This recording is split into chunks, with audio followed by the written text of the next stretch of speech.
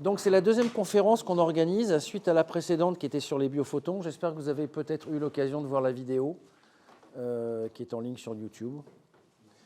Voilà. Un grand merci à Aquitaine Biodynamie qui nous aide à organiser ces belles conférences et qui nous permet surtout aussi de les enregistrer, de les filmer, ce qui fait qu'on peut partager la connaissance et ce n'est pas toujours facile de se déplacer et de participer. Voilà. En termes logistiques, donc on a prévu tout à l'heure de partager un verre. Donc ce qu'on va faire, c'est que, je ne vais pas parler longtemps, Jacques va nous présenter rapidement Aquitaine Biodynamie. Ensuite, on a la conférence. Ensuite, questions-réponses. D'accord. S'il fait jour, on ira voir à la vigne l'installation d'une box, donc d'émission de protéodie. Puis ensuite, on reviendra prendre l'apéro et dîner ensemble. Voilà, pour ceux qui restent. Alors, juste deux choses avant de démarrer. Je n'ai aucun lien d'intérêt avec la société dont fait partie Victor. Il paraît que c'est à la mode de dire ça. Je ne sais pas pourquoi. Il paraît que c'est à la mode de dire ça. Voilà. Ça fait 10 ans que la première fois que j'ai rencontré les gens de chez Génodic, c'était il y a 10 ans. Donc, pour être tout à fait transparent, il n'est pas là pour faire de la pub. Victor, par contre, il a énormément de choses à nous raconter sur le monde du vivant. Et c'était ce sujet-là qui m'intéresse. Évidemment, après, si vous avez des questions plus directes sur le sujet, sur la société dans laquelle il travaille, je pense qu'elles seront bienvenues. Et pour introduire le sujet, juste une petite phrase de Nikola Tesla qui résume assez bien peut-être la biodynamie, en tous les cas, le sujet d'aujourd'hui, qui disait « Si vous voulez connaître les secrets de l'univers, pensez en termes d'énergie, de fréquence et de vibration. » Et ça va être le sujet d'aujourd'hui. Voilà. Jacques, on a en tête, ou j'ai en tête, hein, mais on en discutera, une prochaine conférence qui aura lieu en novembre, donc à la fin de l'année. Et il y a deux sujets que je proposerai. L'un, ce sera la mémoire de l'eau et la dynamisation en biodynamie, avec quelqu'un qui s'appelle Marc-Henri, que vous pouvez voir aussi sur YouTube, qui est un garçon absolument passionnant, physicien, chimiste. Ou un autre sujet qui serait sur les microzymas. Voilà. Donc ça fait deux sujets assez passionnants et assez vertigineux. On verra ce que dit le président. Bon, merci à Frédéric qui s'est beaucoup occupé d'organiser ces conférences. Aquitaine Biodynamie, il y a une quinzaine d'années, je trouvais que les Bordelais faisaient de la biodynamie chacun dans leur coin. Et il y avait peu d'échanges, il y avait quelques petits groupes, mais qui fonctionnaient tout à fait séparément. Et en fait, moi, je fais partie du mouvement d'agriculture biodynamique qui est national, qui est situé à Colmar. Et cet institut fonctionne en fédération de régions. Et donc, notre région n'était pas du tout organisée.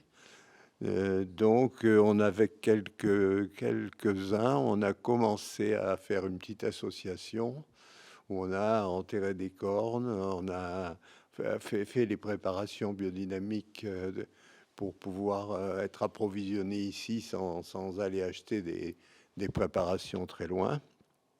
Et puis, on a commencé à Camblane. Ensuite, on est allé à Saint-Pierre-de-Batte où on a augmenté notre production de préparation. Et on s'est affilié au MABD pour faire partie de la fédération. Donc, Aquitaine Biodynamie regroupe la Gironde, les Landes, le Lot-et-Garonne, les Pyrénées-Atlantiques et les Hautes-Pyrénées. Donc, ce n'est pas tout à fait une région aquitaine. Mais ça s'est étoffé. On a beaucoup de membres. On a 200 et quelques membres qui font partie de professionnels. On a peu de jardiniers, je regrette, parce que la biodynamie s'adresse aussi aux particuliers qui font du jardinage. Et on organise aussi des formations, enfin tout ce qu'on peut faire en biodynamie. Toutes les activités du mouvement d'agriculture biodynamique sont refaites par l'association. On a depuis un an un permanent à mi-temps qui travaille pour Bio Nouvelle-Aquitaine et pour nous. Et on aide aussi les primo-arrivants là, qui sortent de formation et qui sont pas forcément, qui arrivent pas à démarrer.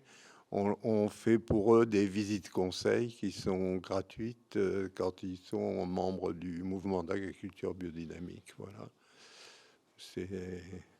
On fait à peu près toutes les activités de la biodynamie. Voilà. Bonjour, bonsoir à toutes et à tous. Je suis très content de pouvoir participer un peu à cette conférence dans ce cadre-là et merci de donner cette opportunité-là aussi, parce que c'est vrai que c'est un sujet qui me passionne, que je trouve passionnant et j'ai des liens d'intérêt avec l'entreprise Génodix, contrairement à Frédéric, moi je veux le dire aussi. Mais c'est même par ailleurs, à titre personnel, c'est un sujet qui m'intéresse et c'est pour ça que je suis dedans. Donc, je vais me présenter un petit peu, ensuite on va rentrer dans le sujet directement. Si vous avez des questions, bon, il y a des choses qui vont être répondues, je pense, au fil de la présentation, mais s'il y a vraiment des choses ponctuelles qui vous interpellent vraiment et qui vous empêchent peut-être de trop comprendre, qu'il faut détailler un peu plus, vous pouvez aussi m'interpeller pendant la présentation, il n'y a pas de souci. Je pense que ça peut durer environ 1 heure, et puis ensuite des questions ouvertes, et on essaie de répondre au mieux à tout ça. Donc voilà, on va parler de la génétique, de ce que ça représente, de ce que c'est, à quoi ça sert, tout ça. Vous voyez, il y a 2 phrases, même 3. Donc génétique, c'est dialoguer avec le vivant. La génétique, l'harmonie du vivant. Et puis une phrase de Sadhguru. Je ne sais pas, peut-être qu'il y a un certain parmi vous qui connaissent Sadhguru. C'est un philosophe, penseur et mystique indien. Que j'aime bien ce qu'il raconte. Et il dit ça notamment, que la science moderne nous apprend que tout est vibration. Et que lorsqu'il y a une vibration, il doit y avoir un son. Donc, on n'est pas juste une vibration, on est aussi un son. Ça, je trouve que ça parle bien des protéodis, dans le sens où, effectivement, tout est vibration, ça on l'entend souvent, mais il y a aussi ce côté où une vibration, c'est qui se déplace, c'est un son, donc il y a l'effet de communication. Donc ça implique que les choses qui sont vibrations communiquent, et d'où dialoguer avec le vivant. L'harmonie du vivant, ça renvoie aussi à une autre notion, principalement en agriculture. Et c'est vrai qu'en agriculture, on cherche une certaine harmonie, idéalement, dans le sens où on veut qu'une plante ou un organisme vivant, en tout cas, produise quelque chose dans notre intérêt, mais on le sort d'un contexte où il est dans son harmonie, on va dire, naturelle. Donc on cherche par tous les moyens à rétablir une harmonie pour qu'il soit au mieux de sa productivité, de son potentiel. Et on fait ça à l'aide de différents moyens, plus conventionnels, moins conventionnels. Et nous, ce qu'on cherche à faire, c'est apporter une harmonie comme les autres moyens, mais sans causer de désharmonie ou au minimum possible. Donc c'est un peu cette démarche qu'on a, d'où rétablir une forme de dialogue pour harmoniser le vivant. On peut résumer ça un peu comme ça. Donc là, on va parler de physique fondamentale, un petit peu. On va parler de musique, on va parler de biologie, d'agriculture. Donc voilà, il n'y a pas besoin de retenir les choses par cœur, c'est vraiment juste pour regarder les grandes idées, les concepts, et puis si on veut approfondir, on peut aussi. Donc tout est vibration. Donc on l'a dit, tout est vibration, on entend ça beaucoup. Qu'est-ce que ça signifie? Chacun a un peu son interprétation. Moi j'ai envie de parler du point de vue général de la science et de la physique aujourd'hui. On admet en physique aujourd'hui que tout est vibration. Donc la matière telle qu'on l'aperçoit, laquelle on interagit. On pensait autrefois que tout était matériel, figé. Et aujourd'hui, on dit que tout est vibration, donc c'est plus des objets, c'est de la vibration. Alors le modèle le plus abouti en science aujourd'hui, qui décrit la réalité de la plus fine possible, c'est une théorie qu'on appelle la théorie des champs. Pas des champs comme le chant musical, mais le chant avec un MPS à la fin. Mais déjà, on s'approche du concept, c'est que un champ, en fait, ce serait une sorte d'espace-temps qui vibre, quoi. Et donc, selon cette théorie, qui permet de valider vraiment tous les modèles qu'on observe, tout ce qu'on peut mesurer, on peut le valider avec ce modèle-là, décrit 4 champs différents qui sont en interaction, et de leur interaction vibratoire, donc de leur vibration qui se superpose, résultent les particules élémentaires qui constituent la matière qu'on connaît. Donc on est dans cette idée-là où, en fait, à la base, c'est des vibrations, et ensuite, il y a les objets qui apparaissent. On a aussi en physique quantique, là on a l'idée probabiliste. Ça veut dire que les objets ne sont plus solide à un endroit, comme un atome. On avait le modèle de l'atome qui était un objet figé dans l'espace et dans le temps. Là, non, on sort de ça. On dit que l'atome il a une probabilité d'être à tel endroit, et on lui associe une fonction d'onde. Alors tout ça, c'est beaucoup de mots, hein, c'est vraiment un jargon scientifique, mais c'est pour dire qu'en fait, effectivement, de ce point de vue-là, on peut dire que tout est vibration, quoi. On sort de cette idée-là. Et en fait, ça veut dire quoi? Quelle est la différence fondamentale entre la vibration, une fréquence? La fréquence, c'est le nombre d'oscillations par seconde, et la matière. Une particule et une matière et une fréquence, qu'est-ce que c'est la différence? On va le voir un peu par la suite. Quand on dit que tout est vibration, du coup, on peut se dire la vibration de l'air, quand elle s'harmonise, elle s'accorde de différentes façons, nous, on perçoit ça comme beau, comme de la musique. C'est structuré, c'est une vibration structurée de l'air, on appelle ça de la musique. Donc, est-ce qu'effectivement, la vibration de la matière décrite par la physique, est-ce que c'est de la musique? Est-ce qu'il y a de la musique dans la matière? Là, ce que vous voyez, c'est plutôt joli. C'est une photo qui est prise à l'intérieur d'un accélérateur de particules, comme on a en Suisse, au CERN, où en fait on envoie des particules élémentaires, donc c'est ces toutes petites particules qui composent même les atomes et tout ce qui est en dessous, quoi. C'est vraiment l'infiniment petit. On les envoie à très très grande vitesse dans des tubes qui bouclent comme ça. Et on fait se rencontrer ces particules à des vitesses très élevées, elles se rencontrent, elles explosent. Et en fait, bon, là, ça commence un peu comme une histoire drôle, un kaon rencontre un proton dans un accélérateur. Et qu'est-ce que ça fait? Et en fait, on voit que ça fait une gerbe, et c'est cette gerbe de particules émises qui est prise en photo ici. Et à partir de ça, on peut déterminer les sous-structures des particules élémentaires. Et donc, quand on parle de la géodésique, c'est Joël Sternheimer, qui est le père de la géodésique en France, qui a fait ces découvertes-là. Il s'est intéressé, on va revenir dessus, à mesurer les rapports entre les masses des particules élémentaires, donc qui sont étudiés dans ces accélérateurs-là. Et ce qu'il montre là, c'est que quand on observe une gerbe de particules comme ça, si on prend les différentes masses des éléments qui sont produits, il faut imaginer vraiment que ça se rencontre et ça fait des sous-particules, et bien en fait, elles ont des liens musicaux entre elles. Donc, quand on a un kaon qui est une particule et un proton, une autre particule qui se rencontrent, en l'occurrence, là, ça fait des rapports comme un la mineur. Donc on peut voir ça de façon visuelle, c'est beau, mais on pourrait aussi écouter cette image. Et ça ferait un la mineur. Donc là, déjà, cette idée-là que on peut trouver, si on regarde d'une certaine manière, de la musique dans les particules élémentaires. Donc ça, bon, ça pourrait être juste une curiosité, mais bon, qu'est-ce que ça veut dire au-delà de ça? Ce qu'a montré Joël Sternheimer dans ses travaux c'était son mémoire de thèse en tant que physicien. Particules élémentaires, donc il y en a une grande quantité. C'est vraiment les bases élémentaires de la matière. Si on les rapproche d'une gamme musicale, on voit qu'elles se regroupent entre elles.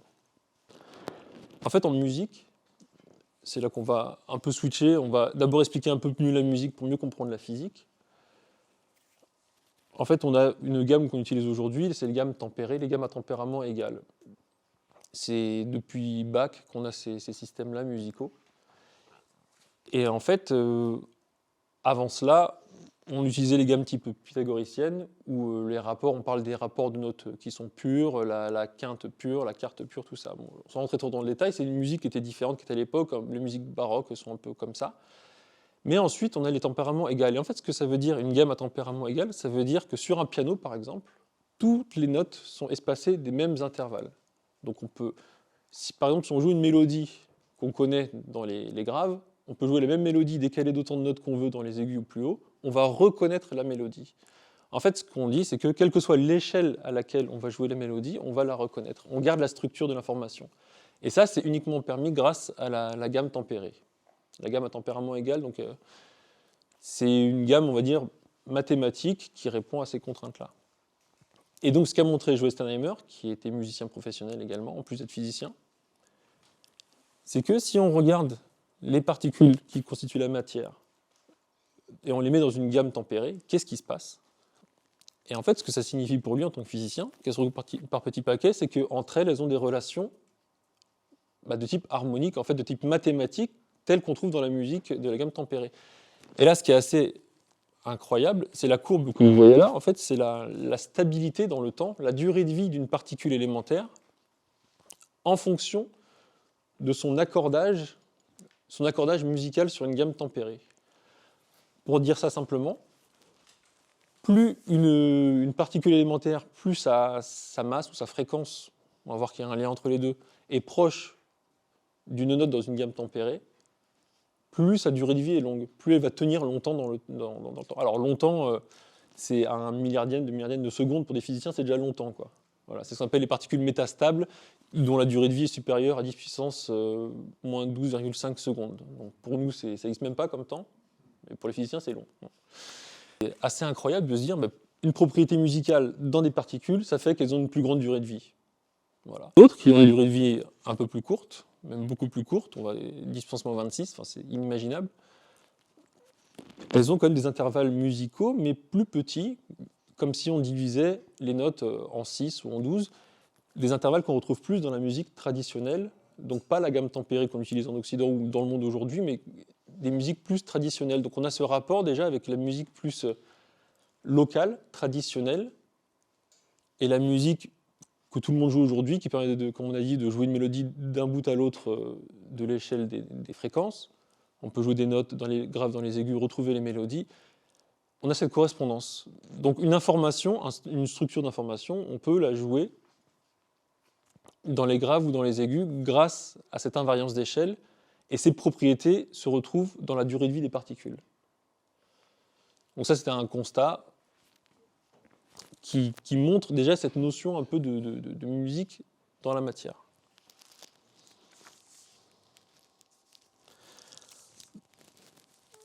Donc là, ça se passe à l'échelle vraiment infiniment petite. On est d'accord, c'est des particules, comme j'ai dit plusieurs fois, mais avec cette idée qu'on peut transposer, qu'on peut déplacer de l'information à différents niveaux d'échelle, là, on commence à voir que peut-être qu'on peut, cette information-là, entre les masses des particules ou différentes informations, comme une mélodie, pourrait se déplacer aussi de l'infiniment petit à l'infiniment grand, avec ces systèmes-là. Donc c'est un peu ça, si vous voulez, les prémices de la génodique.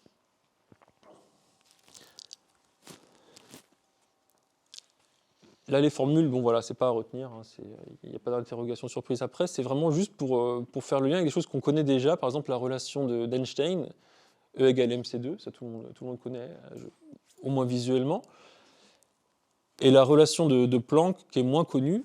Donc la relation d'Einstein, qu'est-ce qu'elle fait? C'est qu'elle prend une masse d'un objet, d'une particule, n'importe quoi, et en la multipliant avec la vitesse de la lumière, qui est une constante, on obtient la quantité d'énergie de l'objet en question. La relation de Planck fait la même chose, mais avec la fréquence.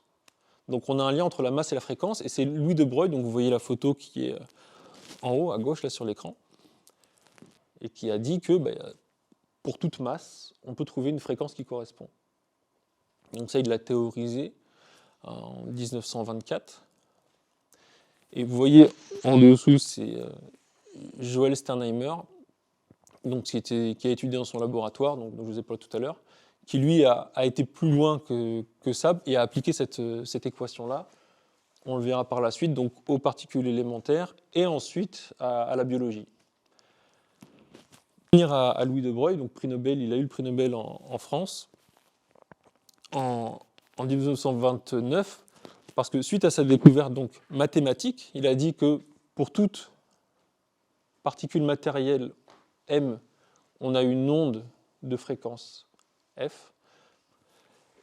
Ça, c'est ce qu'il a trouvé mathématiquement, ça s'appelle le théorème de Broglie. Il faut savoir que, on a tous entendu parler peut-être de la dualité onde-particule en ce qui concerne les photons, par exemple. Les particules de lumière, on a toujours dit, on ne sait pas trop si la lumière c'est une onde ou c'est un objet, on voit des photons, mais en même temps, il y a des fréquences, il y a un spectre colorimétrique, on ne sait pas trop. Et lui, il dit que ça, c'est vrai pour toutes les particules. En 1927, une équipe de 2 physiciens qui arrivent à faire ce qu'on fait avec la lumière, c'est-à-dire à diffracter des photons, à diffracter de la lumière, mais à faire ça avec des électrons donc, qui étaient considérés comme des particules jusqu'à maintenant. Donc là, c'est ce qui avait eu le prix Nobel à Louis de Broglie en 1929, c'est qu'on a démontré que son calcul mathématique, on dit effectivement, un objet peut devenir une onde, peut se comporter comme une onde. Alors, il faut savoir que suite à ça, de nos jours, on a réussi donc à diffracter, ou du moins à montrer le comportement ondulatoire de particules de plus en plus grosses. C'était le cas pour des atomes, c'était le cas pour des molécules. On a réussi à prendre des molécules qu'on pensait des objets, on peut les observer quasiment avec des microscopes électroniques, les molécules, et pourtant on était capable de montrer qu'elles ont aussi des comportements ondulatoires. Donc c'est vraiment ces prises de conscience progressives qui ont amené en 1964 à Joël Steinheimer a présenté ses travaux donc, à l'Académie des sciences de Paris. C'est Louis de Broglie lui-même qui a présenté les travaux de Joël, qui montraient, comme vous avez vu tout à l'heure, les caractères musical dans les particules élémentaires. En fait, son travail de mémoire de thèse, c'était de s'intéresser aux masses de ces particules élémentaires et d'essayer de comprendre pourquoi est-ce que ces masses sont celles-ci et pas d'autres, quoi, en gros. Est-ce que c'est du hasard? Est-ce que c'est comme ça sort d'où, en fait, ces masses, d'où est-ce qu'elles sortent? Et lui, donc, ce qu'il a montré, c'est qu'en fait, elles ne sortent pas du chapeau, et ce qui les unit, c'est une loi de type mathématique musicale, donc exponentielle, sans rentrer trop dans le détail, mais qui ressemble fortement à une gamme tempérée musicale. Et c'était son travail de mémoire. Après, donc, une généralisation de cette idée-là. Par la suite, il l'a appliquée, on va revoir un peu comment, sur les molécules vivantes, pour obtenir ce qu'on appelle une protéodie. Donc, protéo, c'est protéine, et ode, comme la musique.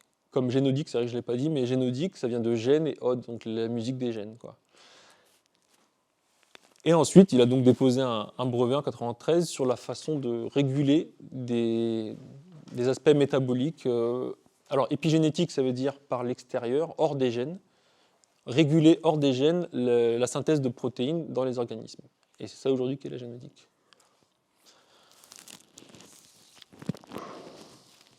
Donc, on va parler un petit peu de biologie.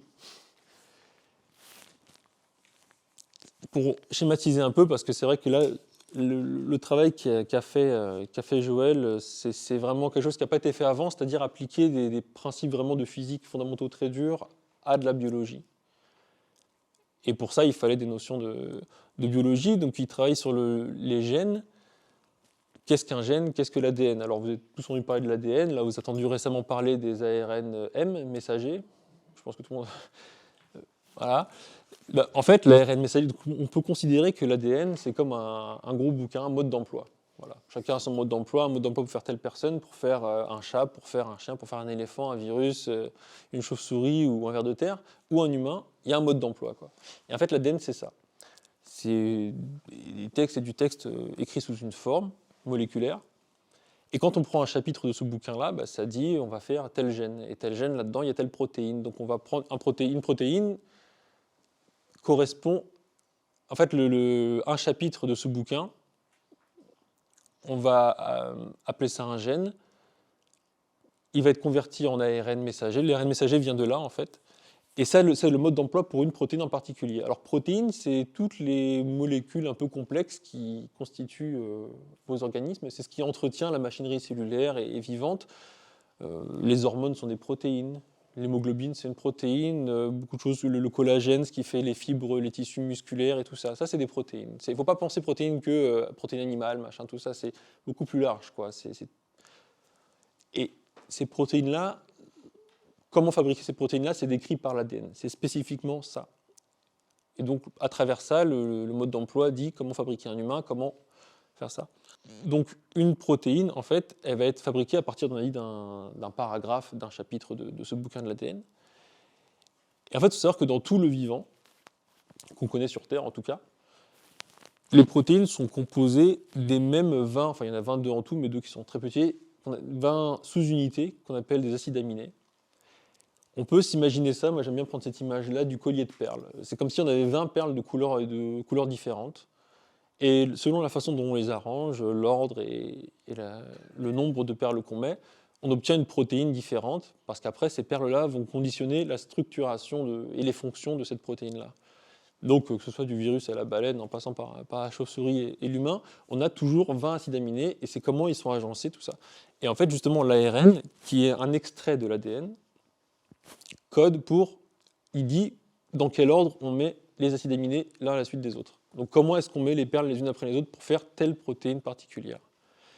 Une fois que ça c'est fait, ces protéines-là, elles vont maturer et avoir des fonctions cellulaires.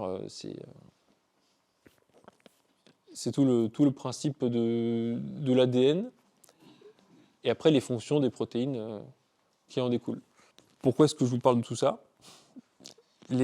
Pourquoi est-ce qu'on parle des protéines vivants? Alors en fait, c'est vraiment sur cet aspect-là que s'est intéressé Joël Sternheimer. Il s'est intéressé à des travaux qui ont été faits d'abord sur l'ADN, donc par des généticiens, de deux Japonais, une équipe de 2 généticiens japonais, qui racontaient comment, eux, dans leur laboratoire, ils doivent retenir des longues séquences d'ADN. L'ADN, il est écrit en 4 lettres. Ça fait beaucoup d'informations, mais c'est vraiment juste pour avoir les images. Je me rends compte que je dis beaucoup de choses, mais 4 lettres, A, T, G, C. Et ils se sont rendus compte qu'en attribuant une note à chaque lettre, et en sifflotant, en fredonnant ou quoi les suites de lettres, ils arrivaient beaucoup mieux à retenir les séquences d'ADN avec lesquelles ils travaillaient. Donc ils arrivaient à retenir des séquences beaucoup plus longues. C'est pour ça qu'on fait de la poésie, pour retenir des textes aussi, quoi. C'est la façon dont c'est musical. On s'en souvient mieux parce qu'on retrouve des motifs qui sont structurés. Et ça me montrait, à l'époque c'était plutôt anecdotique, mais en tout cas pour Joël, ça lui a mis la puce à l'oreille. Peut-être que dans le vivant, il y a aussi des structures musicales qu'on pourra retrouver. Et un jour, il est tombé donc sur une page dans un bouquin qui montre les différents acides aminés. Et lui travaillait sur la gamme des particules élémentaires.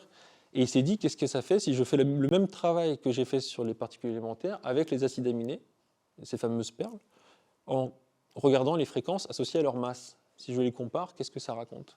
Effectivement, dans ces masses-là, dans les rapports entre ces différents éléments, on avait des rapports musicaux, en fait. Un rapport musical, c'est-à-dire, c'est un rapport comme des fractions simples, c'est des rapports mathématiques simples, c'est assez précis, enfin, c'est des choses qui sont connues, mais la musique, c'est une façon pour le cerveau de faire des mathématiques sans s'en rendre compte, comme dirait Leibniz, quoi. Donc, donc c'est quand même très, très concret, et on peut le calculer ça assez facilement en prenant ces masses-là. Et pour un physicien qui est aussi musicien, quand il voit que les fréquences qui correspondent à des masses, ça a des rapports comme ça, pour lui, c'est des notes de musique, quoi. Et d'où est venue l'idée de mettre en musique des protéines. Et il s'est rendu compte, alors la première qu'il a décodée, c'était l'hémoglobine, qui est une protéine, donc, comme je disais tout à l'heure, qui permet la fixation de l'oxygène et du CO2 dans les globules rouges qui circulent dans le sang. Et il a fait écouter ça à une amie à lui qui était déficitaire en hémoglobine, donc qui était suivi médicalement pour ça, et son taux d'hémoglobine a remonté après l'écoute de ça. Enfin, elle a fait des analyses après et ça allait mieux. Donc voilà, il y avait quelque chose qui s'est passé, un effet. Elle avait ressenti quelque chose de particulier à l'écoute et ensuite il y a eu un effet. Donc c'est là-dessus qu'il a commencé à développer cette approche-là. C'est là qu'il a déduit ce code. Donc là, c'est la correspondance qu'on utilise aujourd'hui entre chaque acide aminé et les notes qu'on connaît de la gamme tempérée. Donc vous voyez qu'il y a des notes qui sont regroupées entre elles, des acides aminés qui sont sur la colonne de gauche qui sont regroupés parce que les masses sont proches, et donc on a un code différent, une lecture différente. Quand on regarde une protéine, en fait, il y a des outils en biologie où on compare les protéines 2 à 2, on va revenir un peu là-dessus, pour regarder les correspondances en termes d'évolution, comment est-ce qu'une protéine ressemble à une autre, Là, on les regarde de la même façon, mais avec un autre code, avec un code qui correspond aux fréquences, justement. Et on trouve d'autres résultats encore. Donc ça, c'est encore une autre ouverture sur la biologie. Environ 20 000 protéines chez l'homme, il y en a beaucoup plus chez les végétaux, ils sont beaucoup plus complexes que nous, parce qu'ils ne bougent pas, donc ils ont besoin de pouvoir s'adapter mieux. Mais en tout cas, ça a été fait. Donc ce qui a été mesuré là sur le graphe, ce sont les intervalles musicaux dans ces 2500 protéines humaines.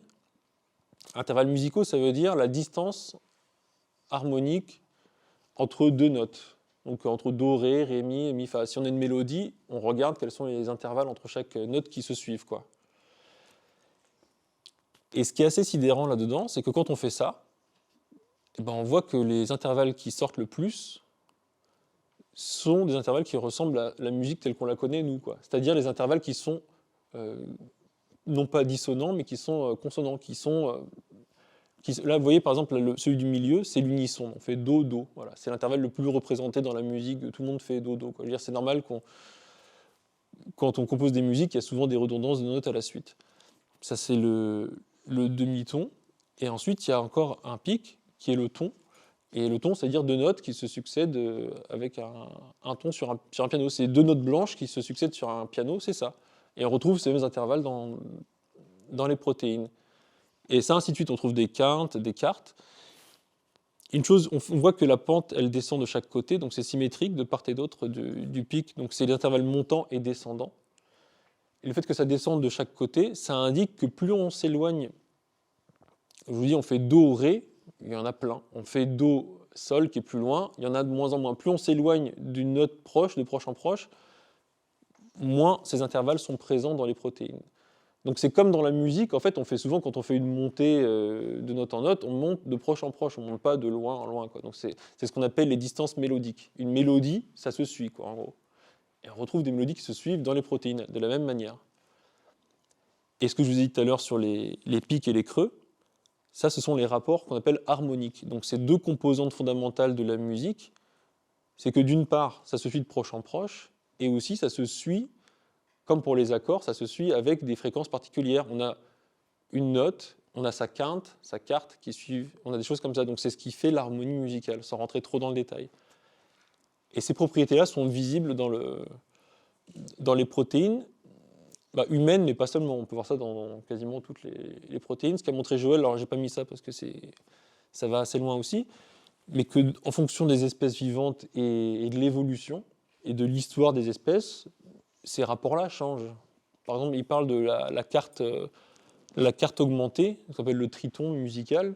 C'est un intervalle qui est considéré ou qui a été considéré comme très dissonant pendant longtemps, mais qui est utilisé en musique, plus au jazz, tout ça aujourd'hui. Mais c'est un intervalle qui est très peu représenté, mais qui est plus représenté dans les espèces anciennes, d'un point de vue de l'évolution, et moins dans les plus récentes. Donc il y a une correspondance même temporelle, une évolution, comme si le code des protéines favorisait les intervalles consonants et les structures mélodiques. Qu'est-ce que ça sous-entend? Qu'est-ce que ça veut dire? Ça veut dire qu'en fait, les protéines sont structurées musicalement. Et que, en fait, nous, pourquoi est-ce qu'on apprécie la musique? Qu'est-ce que c'est la musique pour nous?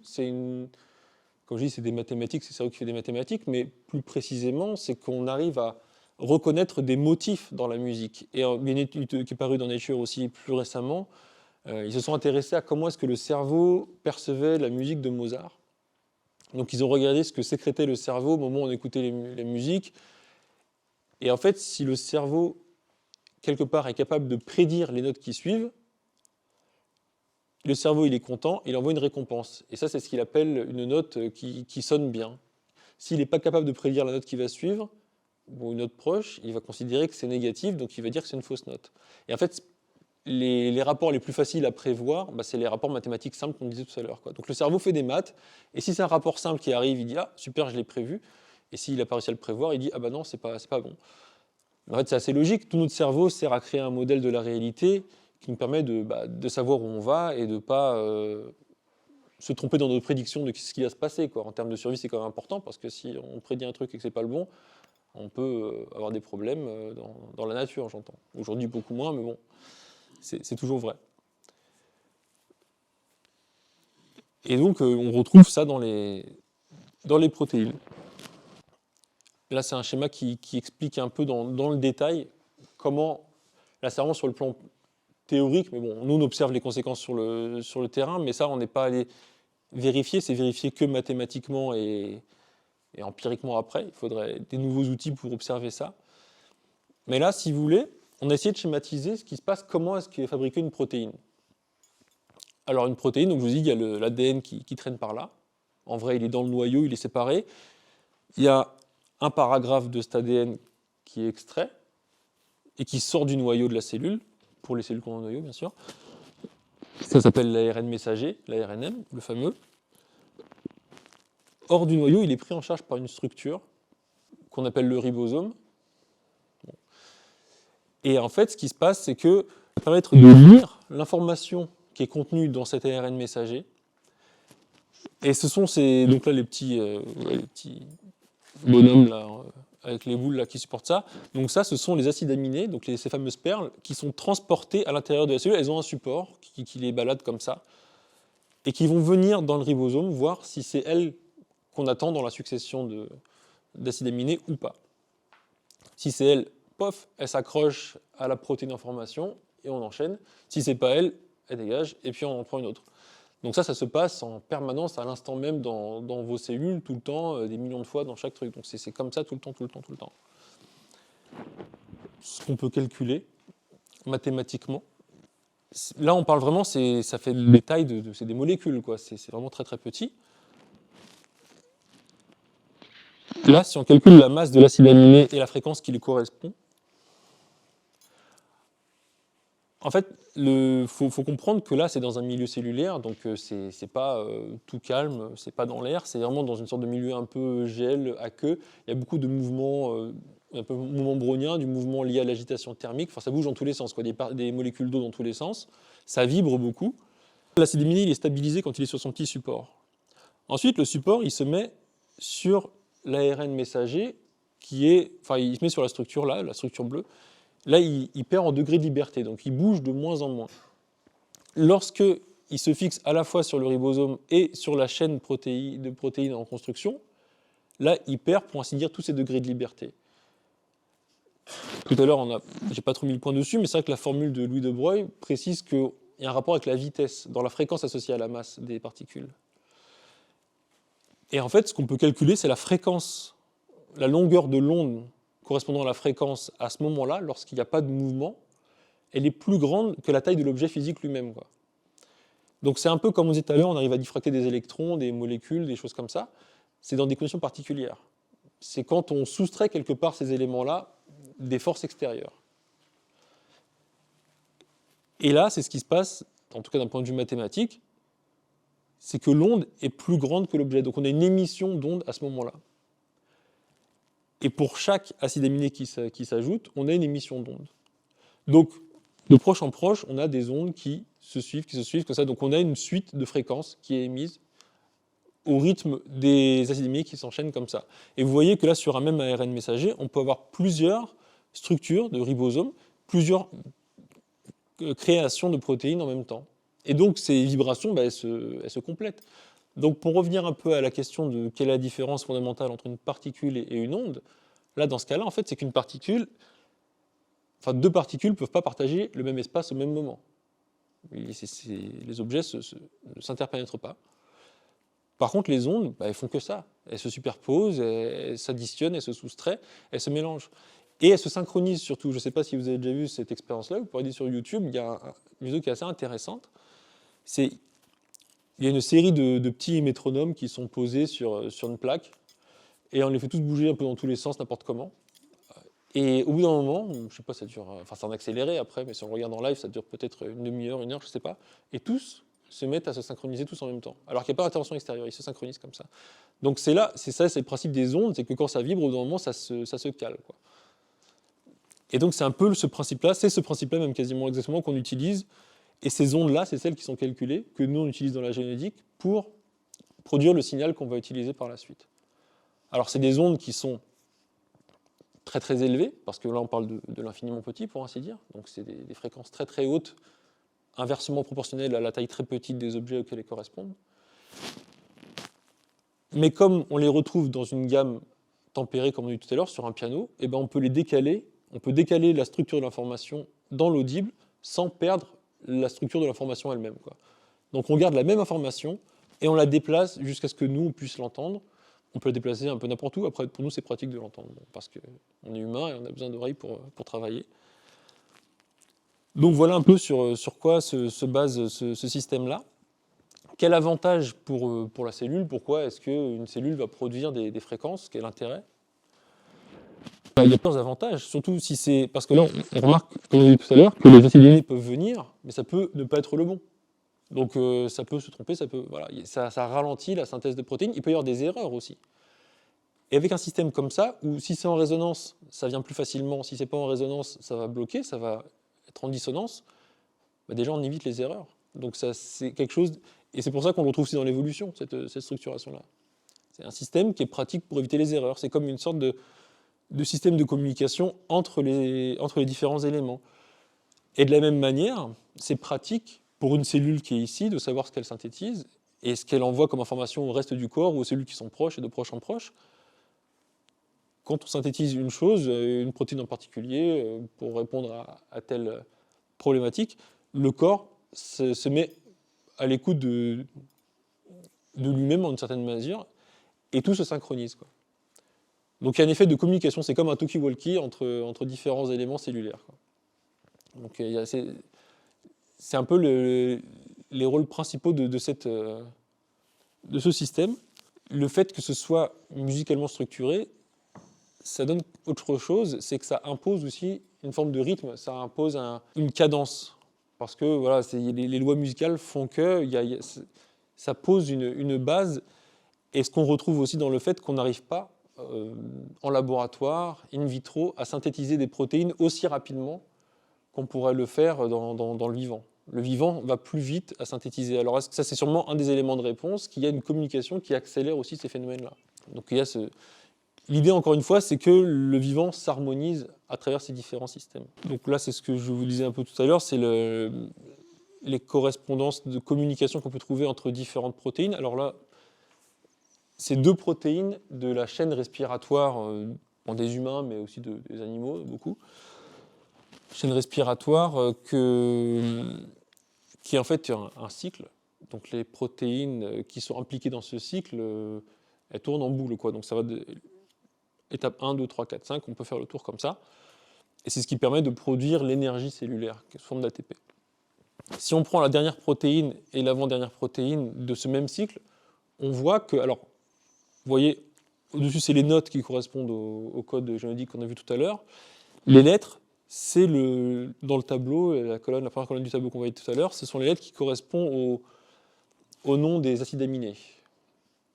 Et vous voyez qu'en termes d'acides aminés, les lettres, ça n'a rien à voir, sauf le K et le G à la fin. Bon, il y a un V, mais bon, à première vue, on dirait qu'il n'y a pas forcément de ressemblance.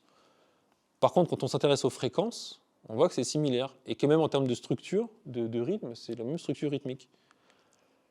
Et donc, ce qu'on observe à travers ça, c'est qu'il y a comme s'il y avait la stimulation de l'un, comme si l'un amenait l'autre. Quand on fait un élément musical qui rappelle une autre protéine. Donc il y a une communication entre protéines qui va stimuler la synthèse d'une autre protéine dans le même cycle. Donc le cycle s'entretient lui-même à travers ce signal-là. Et ce qu'on a observé également, c'est qu'à contrario, quand on produit les fréquences à l'inverse, donc en fait on a une suite de notes. La base de ces notes-là, on va dire que c'est la note sol qui est centrale dans la gamme qu'on a vue tout à l'heure, la gamme mélodique. Si on prend l'intervalle musical le plus éloigné de la séquence en question, on produit l'effet inverse. C'est qu'on va bloquer la synthèse de cette protéine-là. Donc là, c'est ce qu'on appelle les homologies, c'est les correspondances entre protéines. Ça peut être stimulant ou inhibant. Donc une protéine qui est stimulée, imaginez qu'une plante synthétise telle chose pour se défendre, cette synthèse-là va entraîner en cascade la synthèse d'autres protéines de ce type-là. Et nous, on travaille beaucoup avec ça aussi, c'est-à-dire qu'on stimule une chose, mais on est conscient qu'on stimule d'autres choses aussi.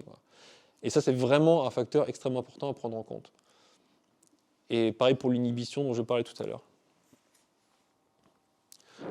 Donc là, on va écouter un petit exemple. Je pense que vous connaissez tous le Printemps de Vivaldi. Et là, vous avez la partition d'une protéine qui s'appelle l'actine. C'est une protéine qui n'est pas que végétale, mais qui est présente beaucoup dans le végétal, dans les structures, en fait, qui est vraiment surexprimée au moment du printemps, au moment du développement des tiges et tout ça. Et donc, je vais vous faire écouter cette protéine-là.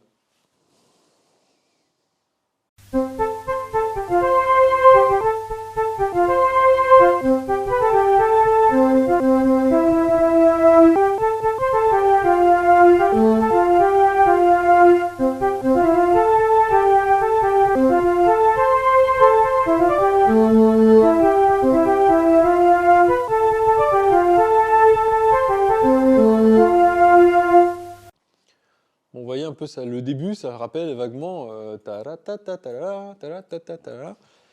là, ce qu'on écoute, c'est vraiment la structure de la protéine. Et ça donne quelque chose qui ressemble à un morceau qui parle du printemps, justement la saison où est stimulée l'actine. Alors est-ce que Vivaldi a été inspiré par la nature, il a fait le printemps, ça lui évoque ça, parce qu'il y avait une sorte de, je sais pas, une résonance, quelque chose. Bon, j'ai pas la réponse à cette question, mais en tout cas, c'est une curiosité. On a d'autres curiosités comme ça, qu'on trouve dans la musique composée par l'homme. On retrouve des fois des protéines, des choses, par exemple dans Miles Davis, So What, on trouve par exemple des facteurs de récepteurs à la nicotine. Donc le côté un peu jazz, cigarette, tout ça, bon, bah, on se dit que ça va bien ensemble, c'était un hasard, mais en tout cas ça va bien ensemble. Il y a un exemple qu'on m'a fait remonter récemment, Walking on the Moon, The Police, qui est un morceau qui est assez charnière dans l'évolution musicale, et qui est aussi une étape charnière de l'évolution humaine. On trouve une protéine qui est liée à justement la modification de l'ADN et l'évolution. Et c'est une protéine qu'on retrouve pas que chez l'humain, on la retrouve dans plusieurs espèces de mammifères. Donc voilà. Ce genre de choses-là, dans la Marseillaise, on a facteur de coagulation, on a stimulation musculaire. Enfin, quand on rentre là-dedans, après, il y a des choses, on se dit, ah oui, ah bon. Après, on trouve des protéodies, comment dire, oui, des protéodies, des musiques de protéines. On peut en retrouver aussi même dans la parole. Quand on parle, on fait des fréquences qui varient, qui modulent. Si on s'intéresse à ça, on peut aussi sans doute trouver des choses.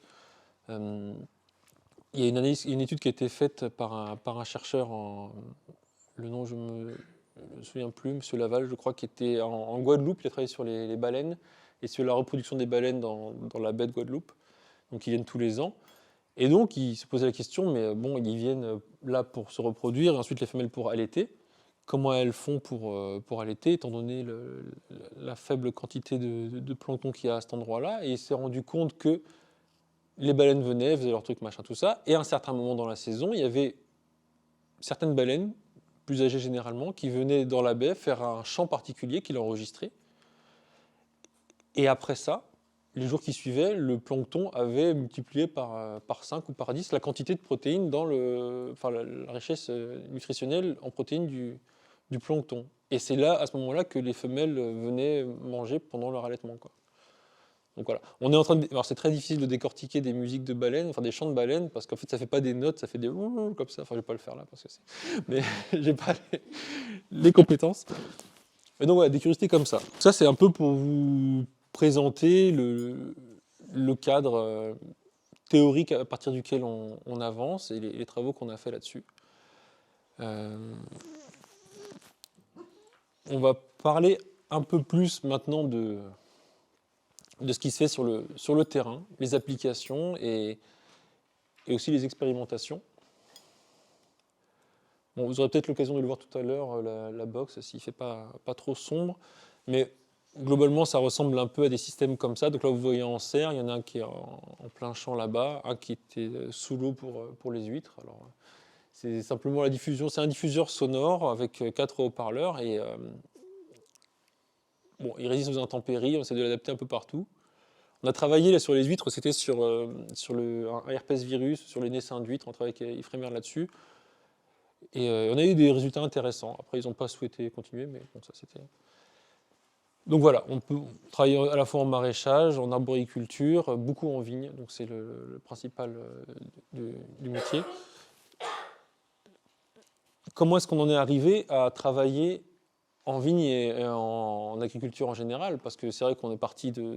Alors j'ai parlé un peu de l'exemple de l'hémoglobine, de tout ça, de ce qu'a fait Joël à cette époque-là. Alors déjà, il faut savoir que les expérimentations sur l'humain, ça a assez rapidement trouvé ses limites dans le sens où on ne peut pas faire n'importe quoi parce qu'on n'est pas médecin et parce que voilà, il faut faire attention. Donc voilà, c'est pas forcément... voilà, il faut un cadre particulier pour faire ça, quoi. Donc ça a été plus facile de prendre du recul et de travailler sur le végétal. Au moins, c'était une façon de quelque part se dédonner peut-être. Voilà, on ne sait pas où on va, qu'on ne va pas jouer aux apprentis sorciers avec n'importe quoi. Mais assez rapidement, donc en 92, s'est mis en place des expérimentations. Donc la première qui a été faite au Sénégal sur des plants de tomates, donc en conditions de stress hydrique, où le stockage de l'eau dans les tomates a été stimulé avec les protéodies, belle récolte, on a eu des choses vraiment... Enfin moi j'étais pas là à cette époque-là, j'ai rejoint après. En tout cas, il y a les images, ça a été documenté, et puis on a les valeurs qui ont été récoltées. Donc je crois que c'était autour de 2-3 fois plus de tomates, alors c'était vraiment pas mal. D'autres expérimentations sur la levure, Donc ça, c'était Pedro Ferrandis, donc le président de l'entreprise, qui avait fait ça à l'époque. Il travaillait chez Jacquet, donc en panification, et il a mis ça en place. Donc pareil, ça a été publié dans le journal de l'ENSPIC à ce moment-là. Là, c'est Christian Loiseau, un chercheur qui travaillait avec Jean-Marie Pelt à l'INSERM, je crois. Non, je ne sais plus. Bon, en tout cas, il a travaillé sur des bactéries lumineuses. Donc, c'est des bactéries qui, naturellement, émettent 2 protéines qui sont lumineuses, Lux A, Lux B. Et en reproduisant ces protéines-là en protéodie et en les diffusant, il a pu mesurer, donc avec un microscope spécial, la luminosité qui était émise. Et vous voyez une différence significative avant et après les diffusions sonores. Sur des cellules humaines également, qui a été fait sur des cellules sur l'interleukine, donc un facteur de communication dans les cellules.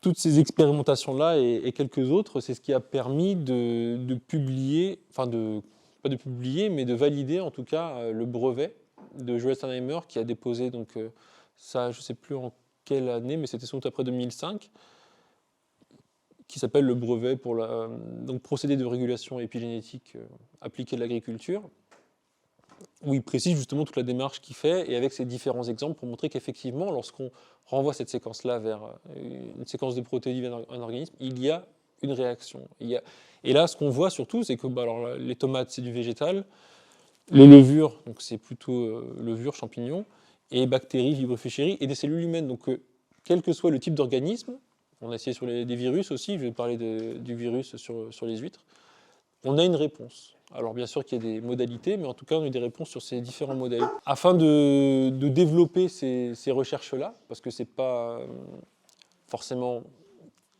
très, ancré dans notre culture de chercher dans cette direction-là.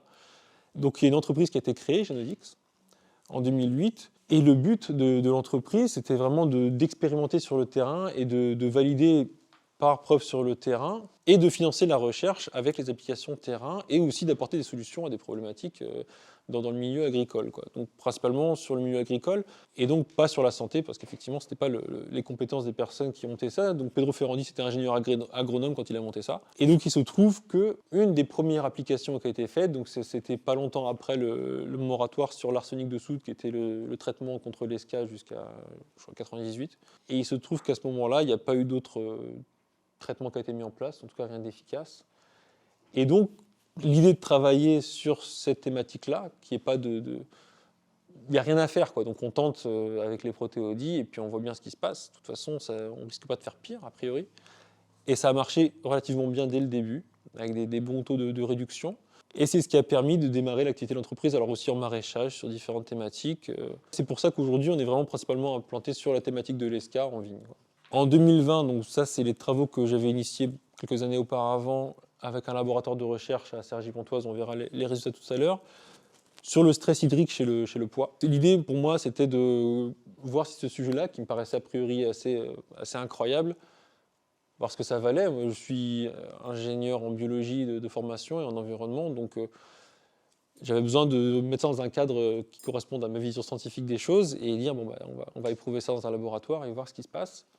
Donc on a réussi à publier ces travaux-là en 2020, vous verrez les résultats tout à l'heure. Et aujourd'hui, on continue un nouveau projet de recherche, toujours avec le laboratoire à Cergy-Pontoise. On ne travaille pas sur le pois, mais sur des laitues. Et puis on développe également un outil d'analyse pour trouver les homologies dont je parlais tout à l'heure, entre différentes protéines, mais avec le prisme des protéodies.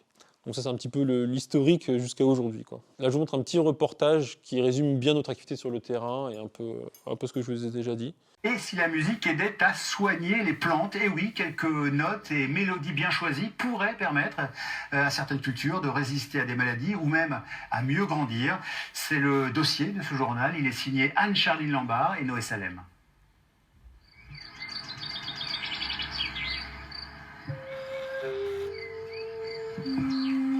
Sur les terres bretonnes, de drôles de sons supplantés par endroits le traditionnel biniou. Des compositions diffusées plusieurs fois par jour par ces boîtes à sons. Au milieu de sa serre, Gwenaël Floch en a installé une pour sauver son exploitation bio. L'année dernière, un virus, celui de la mosaïque du concombre, avait alors tout décimé. En l'espace de 4-5 semaines, le virus avait emporté cette culture. Et donc pour l'instant, je trouve qu'elle se comporte plutôt bien. Équipée depuis mars dernier, Gwenaëlle voit bien quelques feuilles avec des traces de décoloration, signe de la présence du virus. Mais la plante résiste et produit de beaux concombres. La protéodie, nom de ce traitement mélodique, n'est pas l'œuvre d'un mélomane. Elle est basée sur un fait. Lors de la synthèse de protéines, des acides aminés émettent des fréquences, des mélodies qui peuvent stimuler ou inhiber une protéine. C'est quand même assez dingue de se dire que la musique peut interférer dans la synthèse des protéines et le développement des organismes. À l'université de Cergy-Pontoise, des chercheurs s'intéressent au pouvoir de ces sons. Dans différentes salles sans lumière, Pedro Ferrandis, cofondateur de l'entreprise qui commercialise le procédé, installe ses diffuseurs. Là, c'est calé. À partir de ce soir, il sonnera à 3h du matin. L'objectif ici est de tester la résistance des petits pois à la sécheresse. L'idée, c'est effectivement que le pois tolère mieux le stress hydrique à l'aide de ces diffusions. Les petits pois en place, quelques jours et des minutes de mélodie plus tard, ils vont livrer leur verdict. On va dans son petit pois planté la semaine dernière et qu'est-ce que ça a donné? Ça a bien poussé en tout cas. Ça a plutôt bien poussé, ouais, ça a l'air plutôt homogène. Mesurer, peser, les sons auraient eu un effet sur les petits pois. C'est bon. C'est bon. Vous pensez qu'il y a un effet significatif? Alors on ne pense rien parce qu'on ne fait que travailler en tant que scientifique sur des résultats concrets, abstraits, et on a mesuré des différences qui sont significatives. Ce sera l'objet de la publication qu'on est en train de faire. Jean-Michel Robin utilise le procédé depuis 4 ans. Sur ses 16 hectares de culture maraîchère, la musique a tout changé. Au début, j'ai pris M. Pedro pour un charlatan.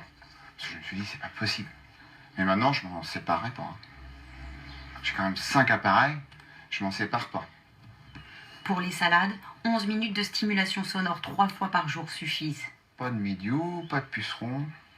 Voilà, la plante est stimulée. La plante va se défendre elle-même. Jean-Michel ne craint plus les maladies. Il a gagné en sérénité et surtout économisé. Il n'utilise presque plus de pesticides. Maintenant, il doit rester 10%. Sauf qu'on est utilisé. Ah ouais, c'est très minime. Très minime. Pour Jean-Michel, ces mélodies spécifiques sont une alternative aux produits chimiques. En France, plus de 130 agriculteurs utilisent la méthode dans des vignes, des élevages de porcs ou de vaches laitières. Sur toutes les gammes, ils expérimentent le pouvoir de la musique. Voilà, bon, vous avez fait un petit tour d'horizon de ce qui se fait. Donc vous avez vu un peu le laboratoire aussi. Et il y a des choses intéressantes qui sont dites par... le maraîcher en parle un peu au début, là, Gwenaëlle, du fait qu'effectivement, on n'est pas dans la destruction des symptômes. On verra ça aussi dans le cadre de l'ESCA, qu'on va regarder un peu plus précisément. Mais il y a toujours cette quête d'harmonie, toujours, c'est-à-dire que peut-être que le champignon va être présent, mais il ne va pas impacter la production, ou moins impacter la production. Voilà, c'est pas une quête de destruction. On se dit quelque part que... De toute façon, on n'a pas forcément les moyens avec les protéides de détruire un organisme, quoi. On envoie une information, quoi. Donc après, l'organisme en fait ce qu'il peut et ce qu'il veut à un certain niveau. Donc c'est cette logique-là de travail avec les organismes présents et non pas d'éradiquer ce que nous on considère comme pathogène à cet instant-là. Donc les secteurs d'activité, comme je vous ai dit, on est quand même beaucoup en vigne principalement. Voilà, ça date un petit peu, ça a un peu évolué depuis. Là, on a plus que cette application. On travaille sur une grande partie des problématiques de la vigne. On a parlé au nombre du vigneron, on a un peu augmenté.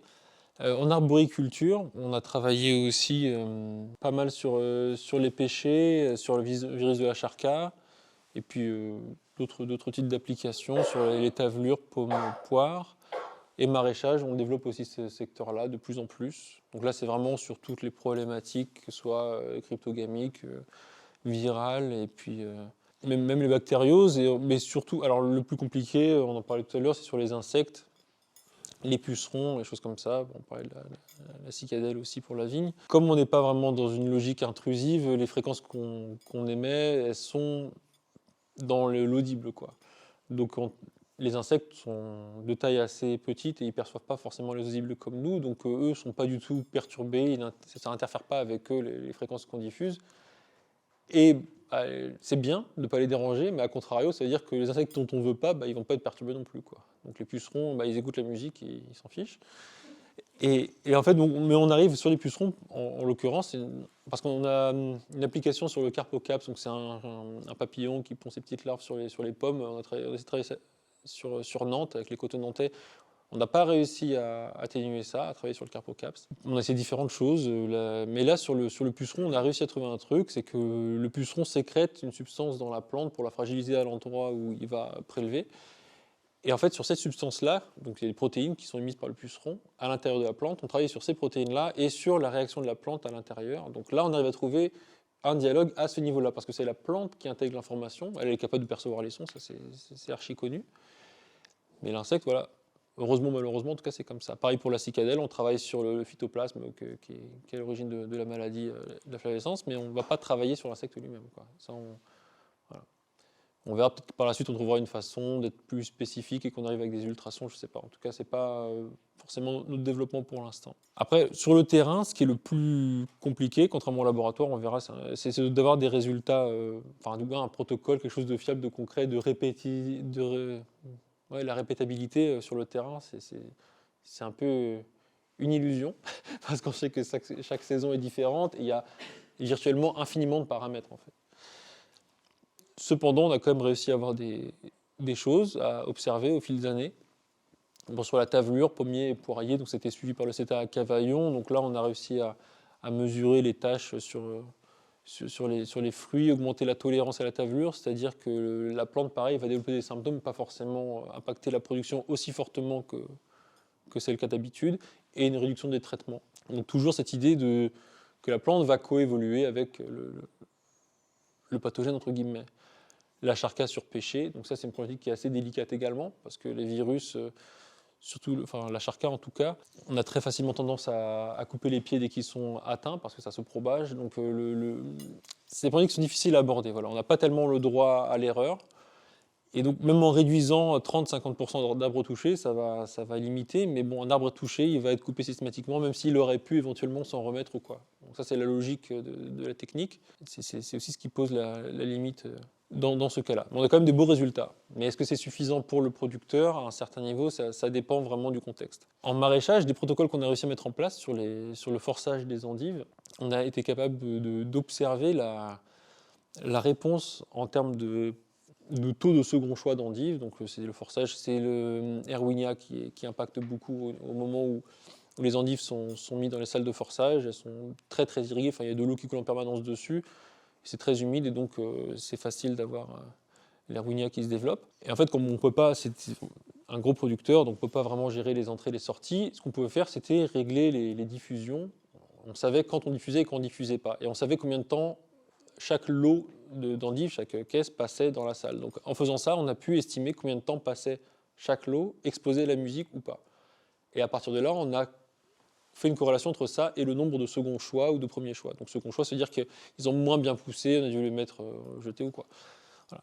Et donc ce qu'on voit, c'est que plus ils sont exposés à la musique, donc ça c'est le nombre total de diffusion. Alors après, ça varie, c'est pour ça qu'on a tout rationalisé sur le nombre de minutes exposées.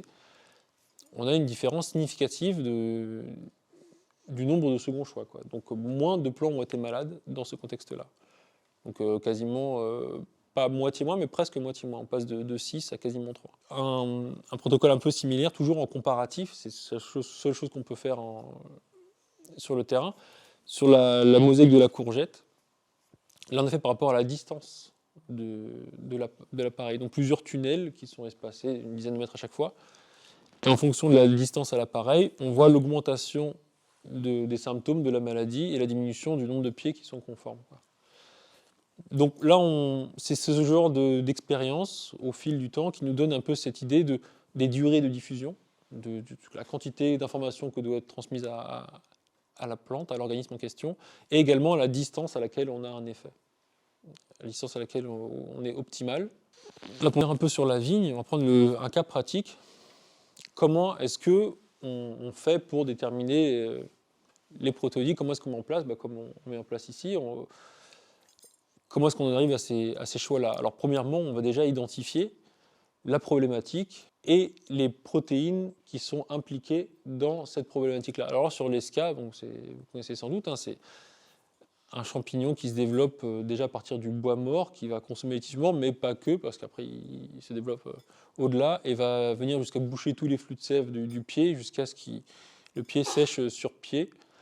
Ouais, c'est un peu redondant ce que je dis.